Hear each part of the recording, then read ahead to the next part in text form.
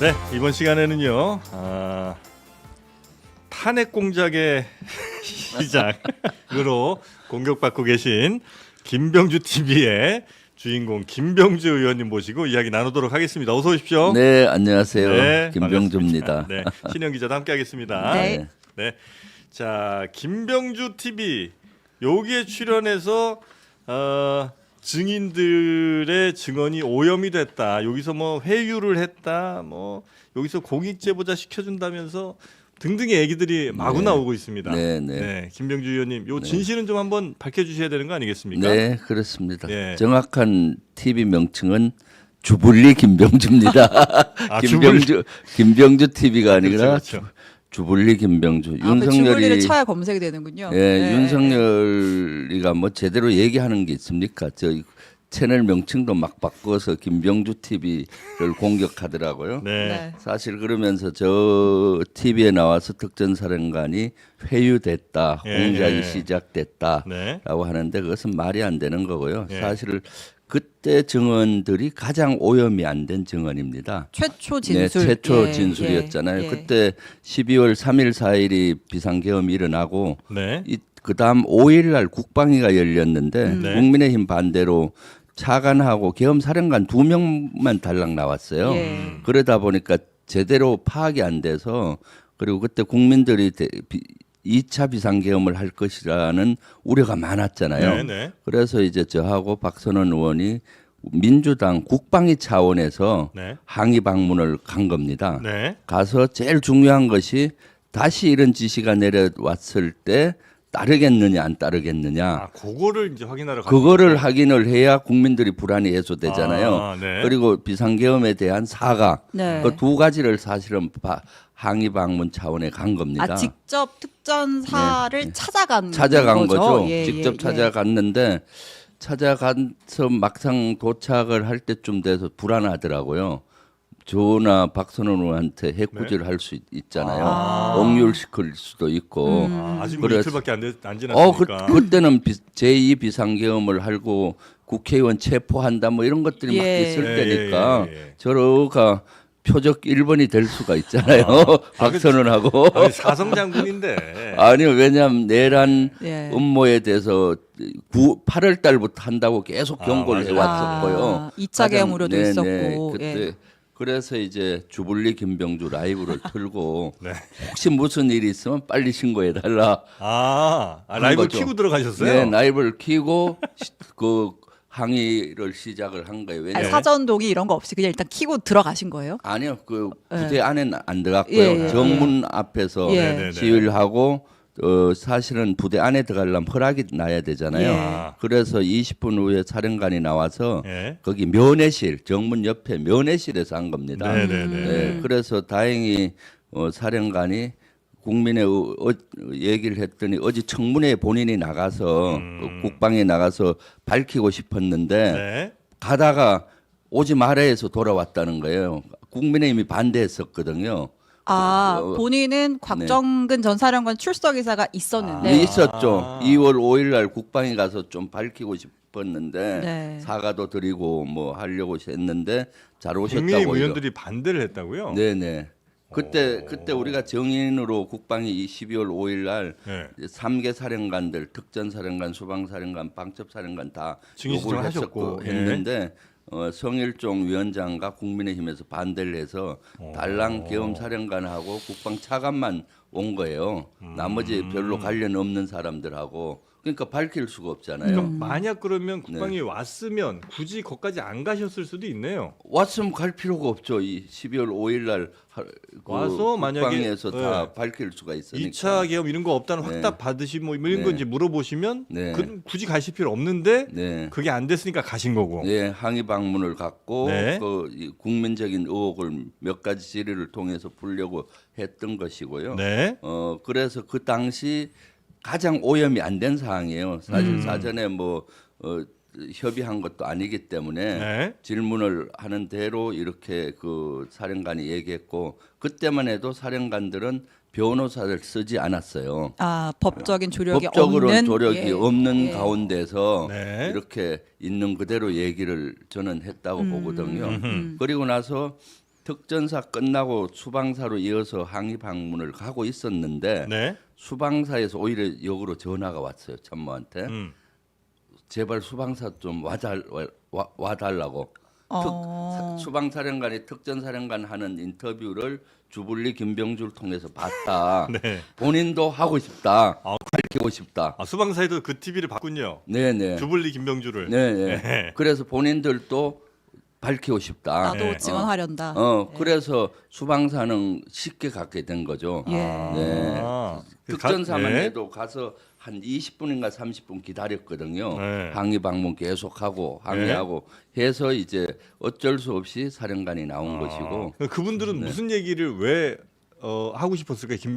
주불리 김병주 TV에 아 그분들도 네. 계엄이 비상계엄 이후에 잘못됐다는 생각을 좀 하시고. 잘못됐다는 생각을 하고 국민께 사죄 드리고 예. 그 다음에 또 거기에서 본인들이 어쩔 수 없이 참가했지만은 가정상에서 절제 있는 행동을 했다라는 걸 알려주고 싶어 하더라고요. 아. 예를 들면은 네. 문을 부수고 들어가서 국회의원을 끌어내라 네. 이런 얘기를 했는데 네. 그걸 듣고도 항명인지 알면서 시행을 안 했다라든가 수방사령관은 총을 버스에 놔두고 시민들의 피해를 줄이기 위해서 총 없이 투입을 시켰다.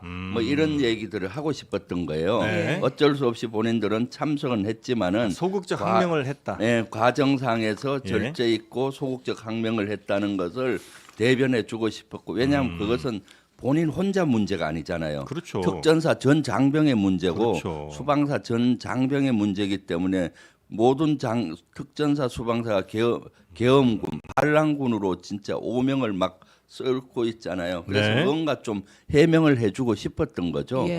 네. 그래서 이제 수방사 특전사의 사령관들이 김병주 의원님을 이제 만나서 이야기를 하고 싶었고, 네. 그래서 이제 그 이야기를 들어준 것이고 거기서 어떻게 얘기를 해라든지 이런 거는 전혀 하실 필요가 없는 네. 상태였다. 그렇죠. 예. 네. 혹시 공익 제보자를 내가 이거 해주겠다, 그 자격을 만들어주겠다 이런 얘기는 하셨습니까? 그런 건 전혀 저는 뭐 한 적이 없었고요. 아 그래요? 네, 그걸 뭐 제가 굳이 할 필요는 없었죠. 네. 공익 제보자 얘기가 나온 것은 예. 12월 9일, 예. 그 3일 12월 10일로 생각이 되네요. 12월 10일 날 네. 국방위가 다시 열렸어요. 예. 그때는 국민적으로 또 왜 국방위가 제대로 이런 것들을 확인 안 하느냐 해서 그때 이제 3개 사령관들이 다 오고 네. 한 50여 명의 그 밑에 있는 여단장, 특전사 여단장들까지 다 12월 10일 날 오게 된 것이고 네. 그때 이제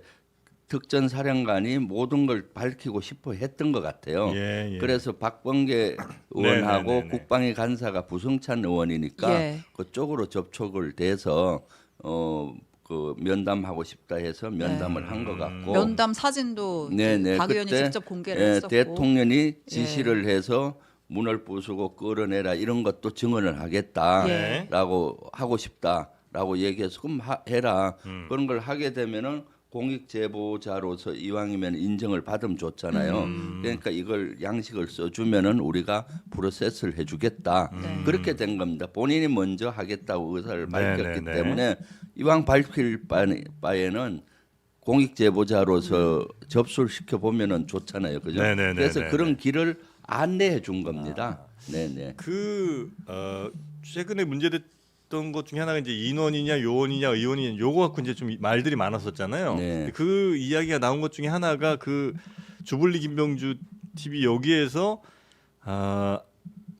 아마 그 사령관이 인원이요 이렇게 얘기를 했는데 네. 아마 의원님께서 그러니까 국회의원 얘기죠 이렇게 하니까 네, 이렇게 네. 말을 한 부분이 있잖아요. 네네. 거기서 이제 인원 의원 요 얘기가 좀 이제 네. 파생돼 나왔던 것 같고 나중에 네. 또 뭐 인원이다 요원이다 뭐 말이 네. 좀 많았던 것 같은데 그거는 혹시 어떻게 파악하고 계십니까? 그러니까 그때 예. 정확히 표현을 특전사령관이 인원으로 했었죠. 예, 국방부 장관이 전화를 왔는데 그때는 국방부 장관 전화 네. 또 오고 대통령 전화인데 대통령까지는 보호하려고 그때는 좀 얘기를 안 있었던 했고, 것 같아요. 그래서 예. 국방부 장관 전화가 왔는데 예.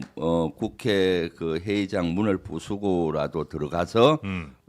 인원 요원을 끄집어내라고 했다라고 네. 하잖아요. 이 사회 보시면은 조금 애매한 거는 확인을 하지 않습니까? 네. 그 군에서 통상 인원 요원이란 걸 많이 써요. 통상 사람을 버스 인원 확인해라, 탑승 인원 이상무 맨날 하잖아요. 예, 군 예, 용어로. 예, 그리고 네. 또 특전사 같은 데는 특전사 요원이니까 이런 것들이 입에 배어서 일반적인 사람을 통칭할 때도 인원이라는 단어를 군인들이 많이 써요. 네. 근데 그걸 국민들이 알기 쉽게 해야 되기 때문에 네. 인원 요원을 빼내라 했기 때문에 그 국회의원을 의미하는 것이냐 예. 물었더니 인원이 네 국회의원을 의미하는 겁니다. 그래서 그 다음부터는 국회의원이라고 계속 썼어요. 네, 국회의원 네, 어떻고 네, 네. 어떻고. 실제로 왜냐하면 그 불시에 당시 닦았을 때 안에 들어가 있던 사람은 의원밖에 없었죠. 네. 예. 그리고 불시에 이렇게 가서 사전에 조율이 없는 상태에 갔기 때문에 본인도 연습이 안 됐잖아요. 국방위가 열린다면 사전에 하루 전날 질의서를 받아갖고 답변을 써서 연습을 하고 와요. 네. 근데 불시에 물으면은 자기 쓰던 언어 습관으로 쓰잖아요. 그렇겠죠. 그래서 인원 요원을 빼내라 해서 확인을 시켜준 겁니다. 그것이 인원 요원이 무엇을 의미하느냐, 네. 국회의원을 의미하느냐 했더니 국회의원을 의미한다라고 하면서 그 다음부터는 정족수가 뭐 부족하니까 어떻다 계속 얘기를 한 건데 그걸 가지고 제가 회유를 했다. 예. 그러면 지금 우리 사회자님도 저를 회유 많이 하고 있어요. 제가 애매한 거 반문하잖아요. 이거 의미합니까? 네, 네, 라고 네, 네. 그렇잖아요.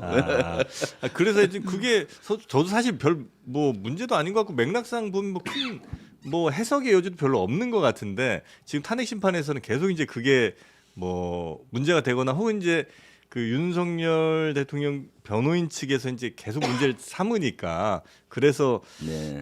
뭐 인원이냐 요원이냐 의원이냐 얘기가 좀 나오는 것 같기는 한데 여튼 중요한 건 그 당시에 국회 본회의장 안에 있는 사람들 가운데 150명 안 됐을 때 그 인원들 그 의원들 끄집어내라고 한 그 명령 자체는 뭐 변할 수 없는 것이고 네. 그리고 그 명령은 대통령 김영현 그다음에 뭐 사령관들 이렇게 이어지는 지휘 체계를 밟았다고 보시는 거고요. 네, 그렇죠. 그리고 네.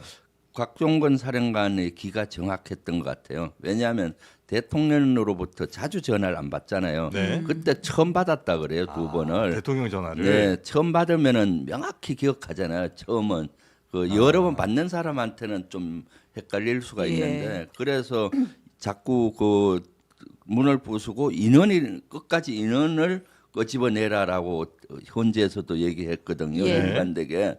그래서 좀 이상하다 했는데 그걸 윤석열 그 피청구인이 본인이 입증했잖아요. 나는 인원이란 거 쓰지를 않는다. 사람이면 사람, 의원이면 의원이지. 그 군대 용어 같은 인원은 안 쓴다 해놓고 1분 15초 후에 계속 예, 인원을 4번 예, 하잖아요. 예. 그게 습관적으로 인원이란 단어를 예. 써왔던 예, 겁니다. 예. 과거에도 썼던 사례가 꽤 많더라고요. 아무튼 뭐 성동현 변호사가 뭐 지칭 대명사만 네. 인원이라고 한다면 이렇게 네. 얘기를 하긴 했는데, 근데 아까 말씀하셨던 것 중에 곽종근 전 사령관이 이제 주블리 TV에 출연을 하고 나서 수방사에서도 나도 나오겠다라고 얘기를 했다는 거 아니에요? 네, 네. 이진우 수방사령관이. 네, 네. 근데 그 당시에는 그런 지시를 받았다, 체포 지시를 받았다라고 해놓고 헌재에 가서는 좀 말이 달라졌잖아요. 네. 비상계엄에 대해서 나는 위헌이라고 생각할 여지가 없었다. 그리고 지금도 그 부분 자체는 그 계엄을 선포하고 거기에 들어가라고 한 것 자체는 나는 합헌이라고 생각한다. 이런 진술을 한단 말이에요. 네. 이진우 수방사령관 뭐 아니면 뭐 여인영 방첩사령관 이들은 진술이 왜 바뀌는 거예요? 그 최초 제가 그때 수방사령관 찾아 갔을 때는 예. 이 비상계엄은 잘못됐다고 예. 인정을 했어요. 그리고 국민께 사죄드리고 그 분명히 했었거든요. 그리고 그 가정상의 소상히 얘기를 했었고 그런데 이제 바뀐 거죠. 바뀐 측면은 두 가지라고 봅니다. 일단 변호사들을 본인이 썼잖아요, 그죠? 아. 그러면서 어떻게 하면 형을 최소로 받을지 해서 그 변호사로부터 조언을 받았을 것 같고 또 하나는 김용현 측 변호인이 예. 가서 만났다 하잖아요. 접견을 했다고 하죠. 접견을 뭐 2시간 가까이 했다라고 언론에 나오는 것 같은데 그것이 해유로 보는 거죠. 사실은. 그래서 수방사령관이 대통령 입장에 서서 이것이 비상계엄이 헌법이 위반이 아니다. 네. 그러면은 내란이 아니잖아요.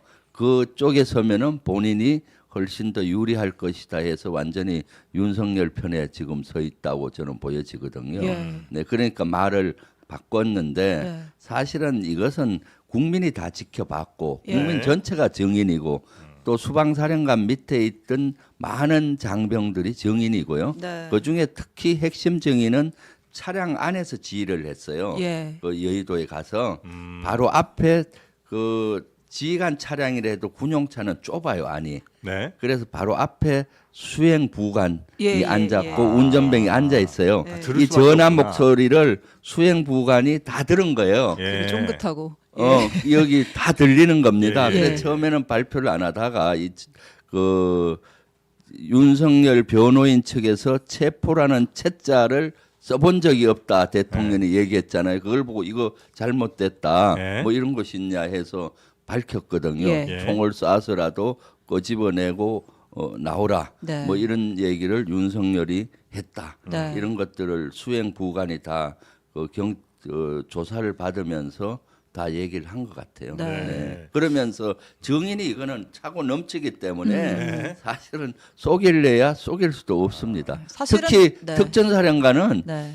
이 사항실 가면은 모든 예하 부대가 영상으로 화면으로 돼 있어요. 예. 그리고 이쪽 마이크에 2개 체계가 있습니다. 하급 부대 체계가 있고 그다음 특전사는 합참이나 국방부가 연결되는 상급 체계가 있는데 예. 상급 부대 체계는 마이크를 딱 그 오픈을 되게 신경 써요. 근데 하급 부대 거는 통상 마이크를 열어놓고 할 때가 많아요. 빨리 전파하기 때문에. 네. 그래 마이크를 열어놓고 끄는 걸 잊어먹고 계속 열어놓은 상태에서 각종건 특전사령관이 지시한 거예요. 예. 그럼 대통령 충성 대통령 뭐 특전사령관입니다. 네 제가 알겠습니다. 네 들어가겠습니다. 뭐 이런 것들이 예하 부대에 다 들린 거죠. 전파가 됐고. 그러니까 예. 증인이 차고 넘친다고 봐요. 예. 네. 그러니까 지금 이것은 뭐 그쪽에서 회유를 시켰니 네. 뭐 했니 하지만은 증인이 차고 넘친다. 네. 라고 보여집니다. 그 회유 뭐 혹은 뭐 조작 관련해서 하나만 더 여쭤보겠습니다. 지금 이제 핵심 증인 뭐 여러 분이 있습니다만 그 중에서도 곽종근 전 사령관 또 한 분이 그 홍장원 전 차장. 특히 이제 홍 차장 같은 경우에는 지금 그 메모가 네. 본인 글씨가 아닌 뭐 저 보좌관의 글씨인가요? 뭐 네, 네, 근데 보좌관. 그게, 네. 있고 네. 근데 그 글씨가 좀 약간 수상하다는 이제 네. 의혹을 좀 제기를 국민의힘 쪽에서 하고 있잖아요. 네, 네. 그래서 이걸 박선원 의원의 필체랑 비슷하다 뭐 이런 얘기가 또 나오고 있어서 맞아요. 네. 그걸 혹시 파악을 이건 하고 계십니까? 네, 네, 했죠. 그 전화를 예를 들어서 홍 차장이 방첩 사령관한테 전화를 해서 그 명단을 받았잖아요. 네. 명단을 사무실에서 받은 게 아니라 그때 급하니까 그때 차량 밖에서 네. 통상 이제 이런 메모장을 갖고 있잖아요. 네. 그 메모장에다가 전화 받으면서 이렇게 해서 적어요. 막 이렇게. 아, 밖에서 어두운 데서 네. 그때 필일 수밖에 적었대요. 없네. 예, 그러니까 본인도 나중에 알아보기 어려울 정도로 이렇게 하다 보면 전화기 들래 하면 전화기 이래 하지 않습니까? 예. 그렇게 하고 사무실에 와서 이건 정리를 해야 되겠다 해서 보좌관 보고 정리해 보라고 하고 불러주는 거죠. 누구 예. 누구 이렇게. 예. 그리고 그 밑에 보면은 이름은 보좌관인데 그 밑에 1조, 2조 뭐 축차별로 비암 벙커에 간다. 그건 본인이 적은 거예요. 예. 그러니까 본인 글씨체가 자표. 두 개가 네, 있더라고요. 네, 예, 예. 예. 그래서 그걸 정리해 놓. 왜냐하면 기억이 한계가 있으니까 네. 그걸 정리를 해놨던 쪽지인 거고 그 밑에 그 글자들은 이제 본인이 적었다 그러더라고요. 네. 그래서 본인이 다시 적는 게 제일 정확하지는 않았을까요? 굳이 이제 보좌관을 시키거나 그럴 필요가 있었을까 하는 그 생각이 사항은 네. 대단히 바쁜 사항이잖아요. 막 이 전화 받을래 아, 이거 아, 받을래 네네네네. 지금처럼 한가하면은 본인이 자세히 적는데 아. 사무실 가서 보좌진도 3명이라 그러더라고요. 예. 와서 이거 빨리 좀 적어놔라 하고 적고 이렇게 또 전화원 받고 뭐 파악하고 할 거 아닙니까? 네네네. 이러한 사항이란 걸 인정해 줘야죠. 아. 저도 지휘관 할 때 이렇게 하면은 제가 정리하는 법도 있지만은 대충 알아볼 수는 있잖아요. 네. 저는 글씨 잘 못 쓰는데 막 날렸을 땐 악필이야. 잘 모르잖아요. 아이고야. 그리고 모르면 이건 이런 단어야 이렇고 예. 정리하죠. 예, 예. 그런 바쁠 때는 아. 그렇게 정리를 하는 거죠. 네. 그럼 박선원 의원이 뭐 개입되고 이럴 여지가 전혀 없다. 박선원 의원은 개입될 여지가 없고 단지 전화 통화는 예. 가능을 하죠. 왜냐하면 박선원 의원은 정보위 간사입니다. 예. 민주당 간사. 그리고 국정원은 정보위 소관 부서잖아요. 그러면 무슨 일이 있으면 관사하고는 자주 통화해요. 저도 국방위 간사를 했을 때 네. 무슨 일이 있으면 바로 국방부 장관, 차관, 합참 의장이 안 받으면 바로 차장이나 쓰리스타급 이상한테 바로 전화해요. 그러면 전화하고 이게 무슨 사항입니까? 확인하고 어떻게 조치하려고 합니까? 확인해야 우리 민주당 차원에서 대응이 하잖아요. 네. 그리고 전화를 잘 받아주고요. 네네네. 그래서 정보위 간사로서 국정원장한테도 전화하는 것이고 정보사령관한테도 평상시도 전화하는 네. 것이고 비상계엄 때도 하자마자 무슨 일인지 전화를 했다 그러더라고요. 네. 당연하죠. 저도 군에 막 전화하고 하는 거거든요. 그렇죠. 뭐 투기도 해야 되고 국방위 하면 소관부서니까. 예. 네, 네, 네. 근데 지금 군 수뇌부들 사실 이제 그 비상계엄 상황에서 굉장히 큰 책임이 있거나 아니면 그들이 원래 했어야 될 일을 하지 못했던 여러 사람들이 있는 것 같은데 이 사람들의 진술이 특히 이제 탄핵 심판 가서 조금씩 바뀌거나 너무 소극적이거나 왜 이렇게 저렇게 답답하게 얘기할까 싶은 게 그 일반 시민들 입장에서는 좀 있긴 하거든요. 네. 그거는 뭐 본인들의 어떤 형사 재판 때문에 어쩔 수 없는 부분이에요. 네. 아니면 좀 저는 그거라고 봅니다. 본인을 그렇습니까? 보호해야 되니까 지금 이미 형사재판도 받고 있지 않습니까? 예. 거기서 잘못 얘기를 하면은 자기한테 죄가 오고 하니까 예. 대단히 방어적으로 할 수밖에 없죠. 그럼 말을 좀 더 줄이고 또는 어떤 변호사 조력하는 대로 예. 이렇게 할 수밖에 그게 없다 혹시 보니까 탄핵 심판에는 부정적으로 영향을 미칠 정도는 아니에요? 저는 뭐 탄핵 재판관들이 예. 그 정도는 다 판단하리라고 봅니다. 이미 증거로 국방이라든가 행안위에서 증언했던 자료들이 네. 다 그 증거로 채택이 됐습니다. 검찰에서 네. 한 그것도 주소도 수사 다 기록도 채택이 됐기 때문에 예. 그런 증언과 검찰 자료, 국방위 자료 뭐 이런 것들까지 네. 다 그 비교해서 재판관 분들께서 좀 판단하리라고 생각이 듭니다. 그래서 그리고, 예. 수방사령관 같은 경우 와서 증언을 제대로 안 했잖아요. 네.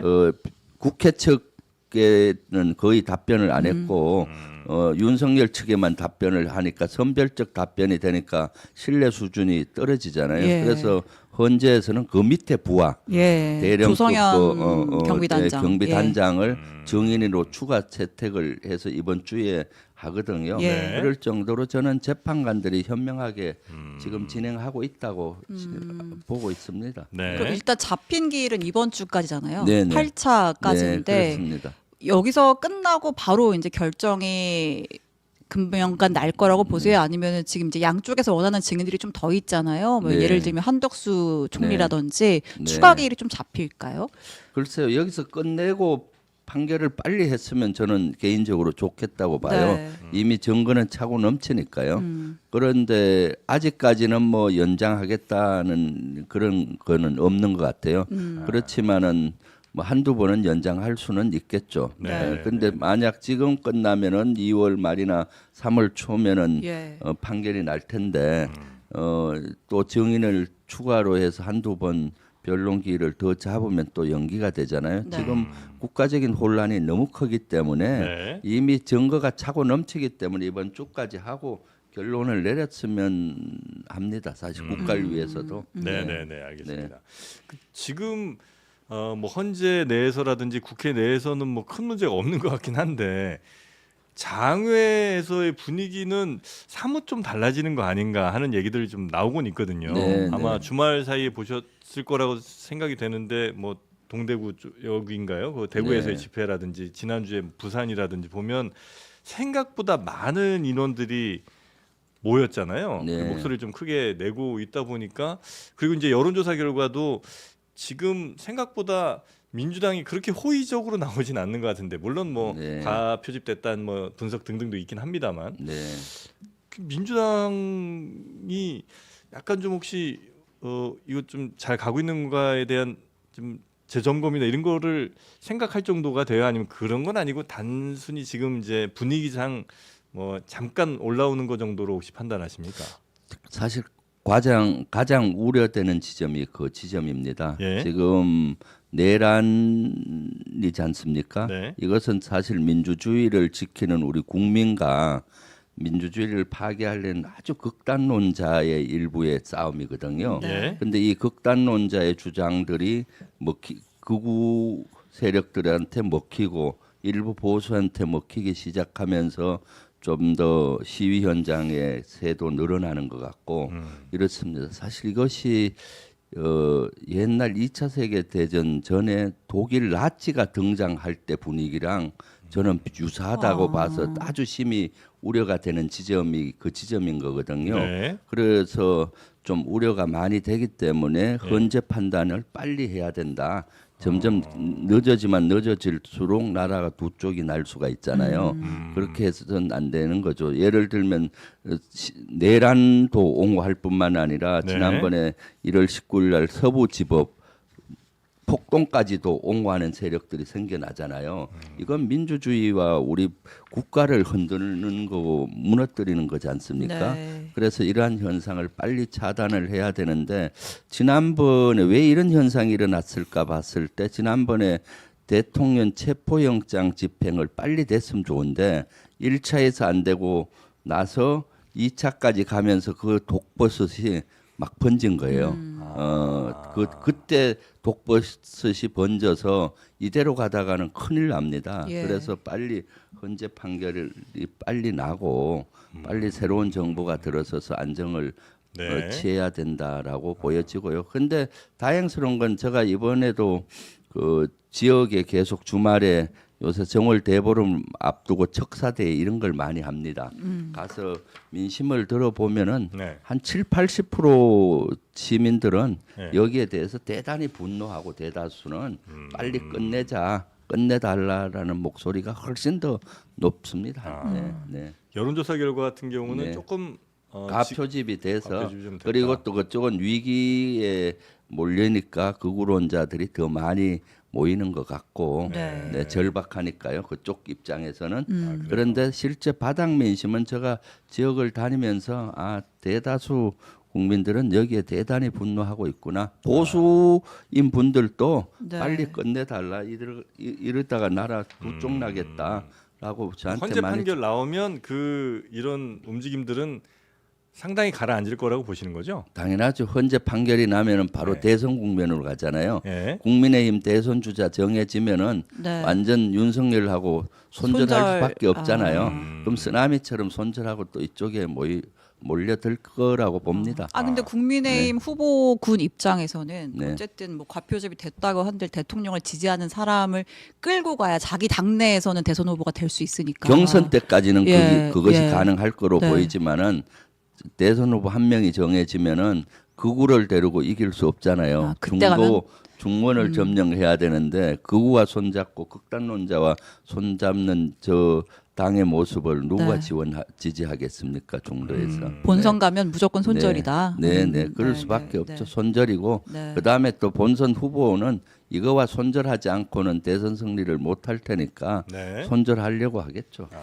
근데 그 비슷한 논리를 민주당에 대입하는 사람들이 또 있습니다. 그래서 네. 예를 들면 지금 민주당이 이재명 일극 체제로 넘어가니까 이제 그들의 판단이죠. 예, 그들의 평가일 텐데 하여튼 너무 이재명 체제로 가고 지난 총선부터 이미 뭐 이재명 눈밖에 난 사람들은 아예 당에 발도 못 붙이는 이 상황은 민주당이 아마 외연확대하는 거 힘들 것이다라고 평가하시는 분들이 계신 것 같아요. 그러면서 지금 당내 그 비명이라고 할 수 있는 분들의 목소리도 좀 꽤 요즘 자주 들려오지 않습니까? 네. 네. 네.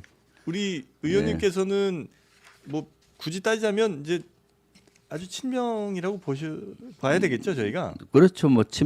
지금이야 뭐 민주당에서 90%가 다 친명이죠. 네. 왜냐하면 지난번에 당 대표 선거될 때도 85% 내외로 됐잖아요. 네. 예, 그러니까 그 중에서도 매우 적극적인 친명이시죠? 네, 그렇습니다. 예. 저는 이재명 대표가 최고위원이잖아요. 예. 이재명 대표는 지도부. 진짜 예. 훌륭한 리더입니다. 아, 대통령이 된다면은 네. 우리 국가가 진짜 아. 한 단계 도약할 아, 거라고. 좋습니다. 최고위원 되면서 네. 가까이 있으면 있을수록 그런 생각이 더 많아져요. 아, 보면 참, 볼수록. 네, 참 아. 훌륭하시더라고요. 그럼 이제 예를 들면 임종석 네. 전 실장이 뭐 얘기하는 이재명 옆에서 아첨하는 사람들 이게 한 표도 더 벌어오지 못한다든 뭐 이런 얘기라든지 네. 아니면 뭐 김경수 전 지사 혹은 지금 당내에서도 뭐 고민정 의원이나 뭐 이런 분들도 얘기들이 계속 좀 한마디씩 하잖아요. 네. 여기에 대해서는 어떻게 평가하십니까? 뭐 당내는 민주당은 스펙트럼이 넓습니다. 보수에서부터 진보 다양한 스펙트럼이 넓어요? 넓죠. 넓기 어느 당보다 넓죠. 그렇기 아, 때문에 그래요? 네. 당내는 당연히 다양한 목소리가 나오는 건 당연하다고 저는 보고 있습니다. 정치적으로 네. 넓은 거는 맞는 네. 것 같습니다. 네. 근데 네. 이제 그게 아니라 네. 이재명 대표를 바라볼 때의 스펙트럼은 좁은 편 아닌가요? 아니요, 스펙트럼이 넓죠. 왜냐하면은 네. 이재명 대표의 리더십이 뛰어나서 사실은 이렇게 그 역대 아마 우리 대한민국 역사상 예. 당의 대표가 이 정도의 지지를 받는 대표는 없었습니다. 예. 그건 그만큼 출중하기 때문인 거고요. 그게 좋은 다- 일인가요? 좋은 일이죠. 왜냐하면 아. 당이 분열된 것보다는 지금과 같은 위기 상황이 일사불란하게 갈 수 있는 거고요. 네. 그 다음에 이제 외연 학대는 예. 정책이나 이런 걸로 하는 거지 않습니까? 예. 예를 들면 저 같은 경우 한미 동맹이나 군의 안보 전문가잖아요. 그래서 이번에도 한미 동맹 지지 결의안도 내고 예. 한미 동맹을 하는 스펙트럼도 있는 거고요. 음. 또 경제 분야에 또 전문가들이 많이 계시고 스펙트럼이 아주 넓게 이렇게 포진이 돼 있는 것이죠. 그렇기 때문에 그런 걸 통해서 외연 확장을 하는 거죠. 역대 어느 당 지부에서도 네. 여야 할 것 없이 최고위원회 장군 출신이 된 적이 한 번도 없어요. 아, 그런가요? 그쵸. 예. 예. 저가 됨으로써 민주당이 안보를 저렇게 중시하는 거 그것도 네. 당원들이 투표해서 된 거 아니겠습니까? 지명직이 아니라. 네네네. 그리고 이현주 의원 같은 경우는 또 경제 전문가, 전현희 의원 최고 같은 경우는 또 국민권익위원장 하면서 인권, 권익 이런 걸 생각하신 분이고요. 네. 김민석 의원은 또 한 30년 정치 생활을 하면서 내공이 쌓였고요. 네. 한준호 의원 같은 경우는 또 언론이라든가 음. 이런 분야의 스펙트럼을 갖고 있기 때문에 지금이 가장 다양한 분야의 전문가들로 포진된 지부고 메시지도 아주 다양하게 나오고 정책도 다양하게 나오지 않습니까? 네네네. 네. 아, 그래서 굉장히 스펙트럼이 넓다. 네. 이건 굉장히 강점이고 또 이재명 대표의 강력한 리더십 또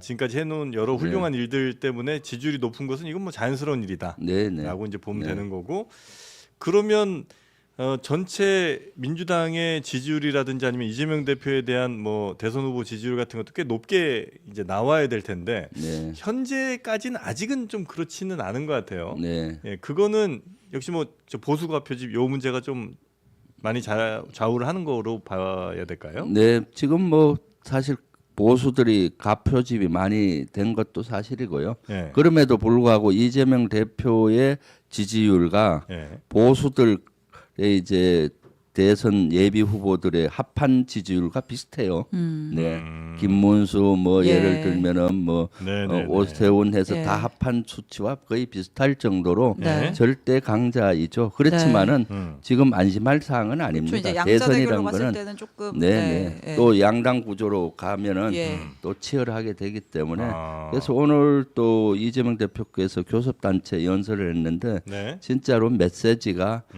아주 적절히 잘 나갔다고 봅니다. 아, 그렇습니까? 네, 우리 내란을 극복하면서 예. 성장과 또 그 해야 된다 해서 경제 메시지도 많이 나가고요. 예. 그 얼마 전에 좀 논란된 건 52시간 하나 있었잖아요. 네, 네.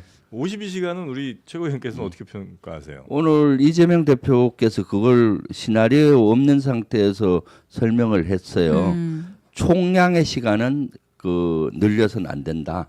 52시간 곱하기 예를 들어서 뭐 그 예, 시간이 한 있잖아요. 달에, OECD 기준으로 우리는 상당히 이 노동 시간이 많다. 네. 그렇지만 그 안에서는 탄력적으로 운영을 할 필요가 있다. 네.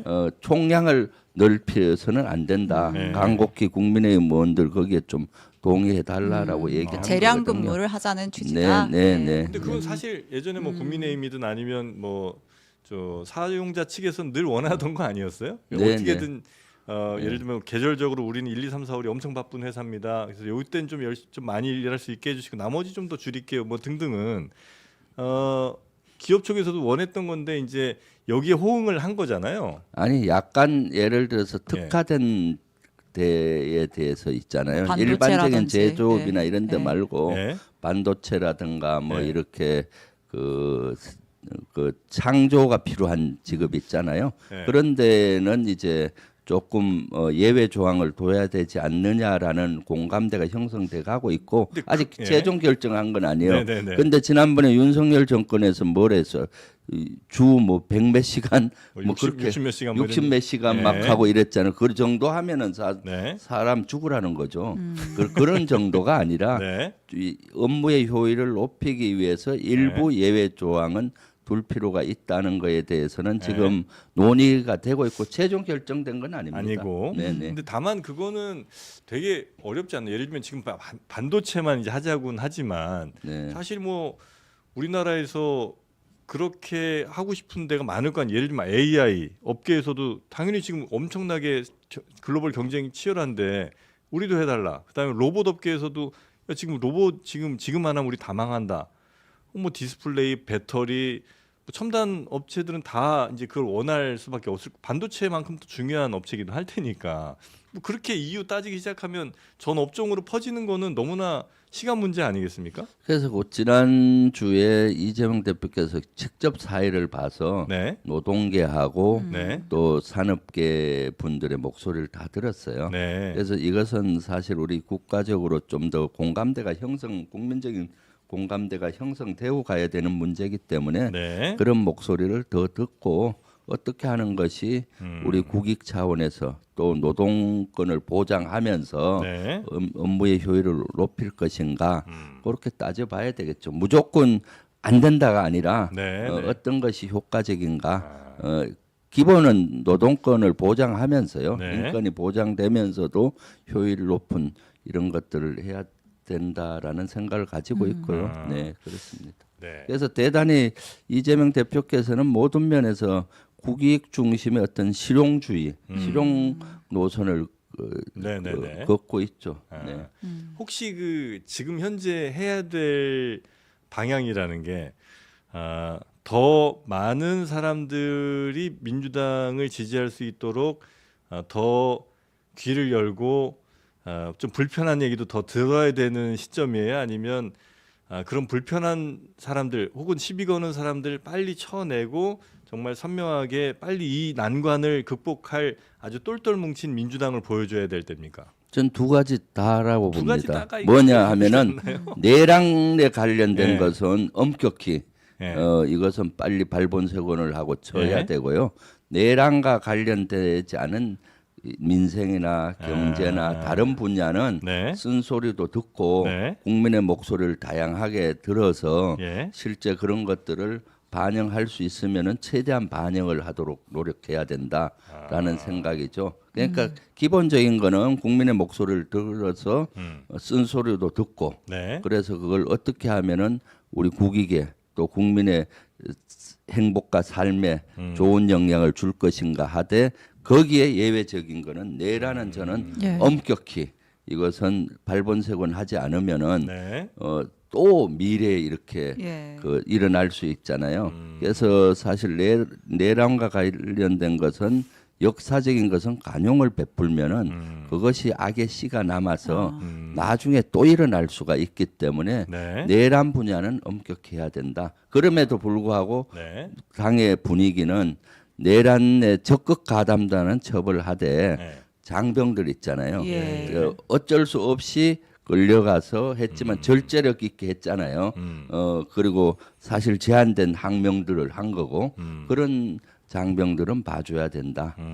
여기에 핵심 관련자들은 엄벌을 처하되 네, 그런 네. 견해를 갖고 있습니다. 내란 관련해서 민주당 내 이견이 있는 건 없잖아요. 네, 그렇습니다. 그러니까 네. 이제 그 부분은 네. 이미 정리가 된 부분인 네, 것 같고 지금 이제 비명계에서 나오는 쓴소리는 네. 이제 이재명 대표가 또 다른 세력까지 좀 포용을 해야 된다. 네. 뭐 오늘 문재인 대통령도 이제 뭐 언론 인터뷰에서 네. 이재명 대표가 오히려 독보적인 앞서가는 후보일수록 더더욱 포용을 한다 이런 메시지를 네. 낸 것 같은데 네. 여기에 대해 호응하는 방안은 뭐가 있을 수 있을까요? 지금 인재들도 영입하고 있잖아요. 예. 비명계라고 하는 분들. 예를 들어서 김현종 국가 문재인 정부 때 안보실 차관 사장했던 분 있잖아요. 예. 그분도 지난주에 영입을 해서 이재명 대표의 안보 보좌관으로 이렇게 했었고요. 네. 그래서 능력 있는 분들은 뭐 그런 거 따지지 말고 이렇게 영입하고 하고 있죠. 네. 네. 특히 이제 이런 비판을 하시는 분들도 좀 계신 것 같습니다. 예를 들어 예전 총선 때는 야, 지금은 다른 얘기 나올 때 아니다. 지금 총선이 얼마나 중요한데 이재명 대표 체제로 똘똘 뭉쳐서 일단 이거를 넘겨야 되지 않겠냐. 네. 지금 이제 국가 이 위기 상태에서 이재명 대표를 중심으로 똘똘 뭉쳐서 다른 이야기 지금 그거 중요한 거 아니다. 그다음에 지금 이제 내란 사태 요거 정리하려면 지금 이재명 대표로 똘똘 뭉쳐. 다음에 이제 대선 때 되면 대선 이거지 우리 진짜 큰일 난다. 우리나라 망할지도 모르니까 일단은 이재명 대표 위주로 똘똘 뭉쳐서 가자.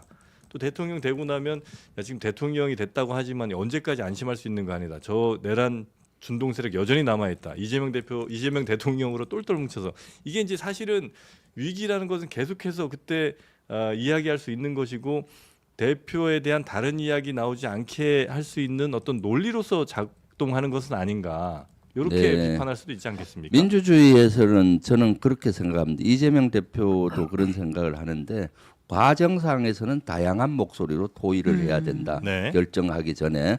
그리고 일단 결정이 되잖아요.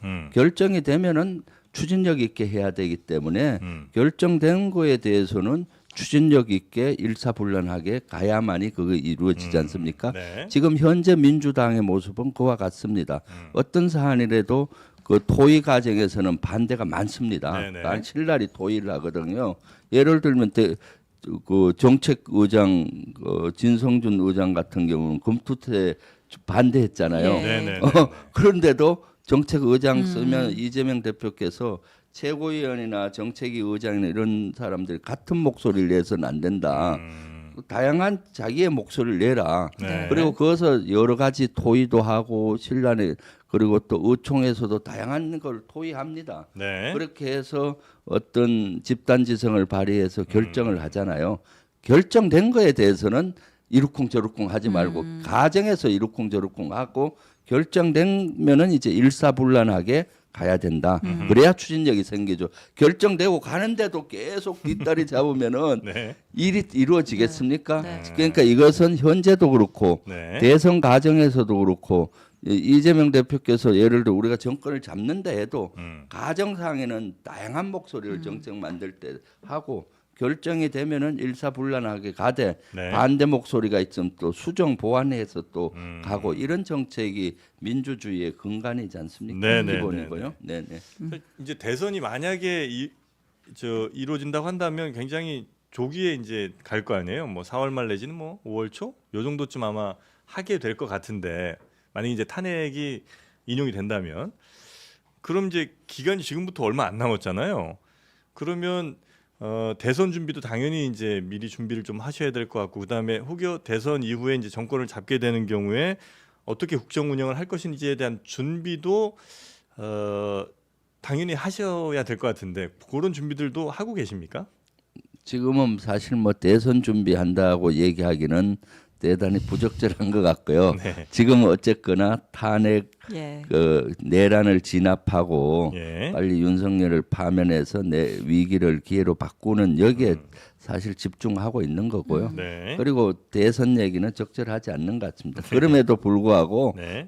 이미 그 22대 들어와서 실제 우리가 야당일 때 미래 여당으로서 집권을 하려면 집권 플랜이 있어야 되잖아요. 예. 그래서 김민석 최고위원을 집권 플랜 위원장으로 해서 그런 준비는 하는 거죠.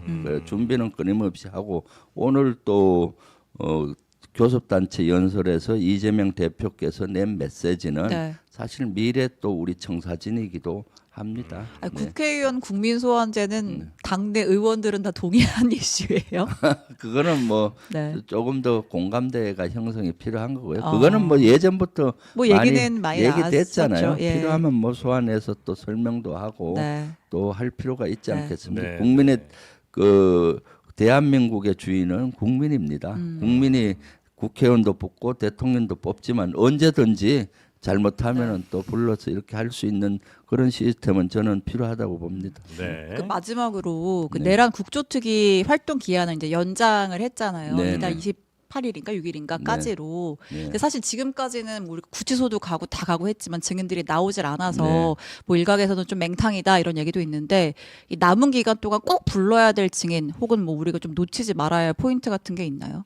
가장 핵심이 사실 핵심 증인이 윤석열, 예. 김용현, 방첩사령관 어차피 안 나올 거잖아요, 그 사람들. 아니죠. 안 네. 나오면 고발 조치가 되기 때문에 부담을 많이 가질 겁니다.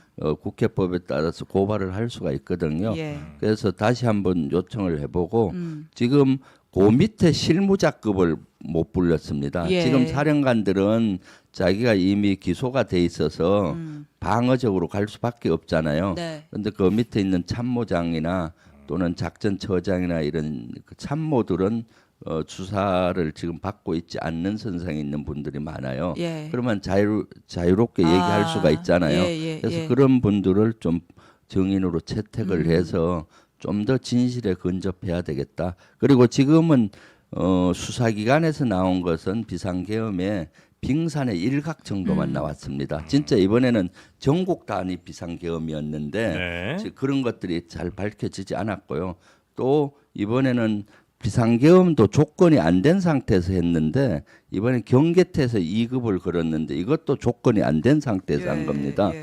간첩이 무장공비가 나타났거나 북한의 도발이 예상될 때만 하는 건데 평온한데 경계태에서 2급을 전국 단위로 걸었기 때문에 네. 이것은 비상계엄을 지원하기 위한 것 아니냐 이런 밝힐 것들이 지금 너무 많이 남아 있습니다. 네, 네. 네. 알겠습니다.